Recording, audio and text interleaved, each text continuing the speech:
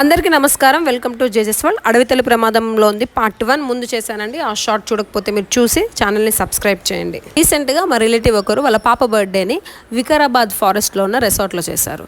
మా కొలీగ్ని 2 days holidays వస్తున్నాయి, ఎక్కడికి వెళ్తున్నావు అంటే నేను వికారాబాద్ ఫారెస్ట్కి వెళ్ళొస్తాను చెప్పి, ఎవరైనా చూడకపోయి ఉంటే ఇప్పుడే వెళ్ళి చూసి వచ్చేయండి. ఇంకా తర్వాత మీరు చూడడానికి అక్కడ ఏమీ మిగిలి ఉండదు. 2900 ఎకరాల్లో ఉన్న 12 లక్షల చెట్లని మన ప్రభుత్వం నావెల్ రాడార్ కేంద్రాన్ని స్థాపించడానికి ఇచ్చేసింది. అంటే నౌకలు జలాంతర్గాములతో కమ్యూనికేషన్ చేయడం కోసం ఈ కేంద్రాన్ని 12 లక్షల చెట్లు నరికి ఎస్టాబ్లిష్ చేయబోతున్నారు. తెలంగాణ ప్రభుత్వం చెట్లను నాటమని హరితహారం ప్రోగ్రాం స్టార్ట్ చేయడం ఎందుకో, ఈ రాడార్ కేంద్రం కోసం 12 లక్షల చెట్లని నరకడం ఎందుకో, మూసీ నది ప్రక్షాళన కోసం మూసీ రివర్ ఆపరేషన్ స్టార్ట్ చేయడం ఎందుకో, ఈ మూసీ నది పుట్టే అటవీ ప్రాంతాన్ని నిర్మూలన చేయడం ఎందుకో. నా వంతు భాగంగా సేవ్ దామగుండం కోసం ఈ వీడియో, మీ వంతుగా మీరు ఈ వీడియోని షేర్ చేసి మరింత మందికి తెలియచేయండి.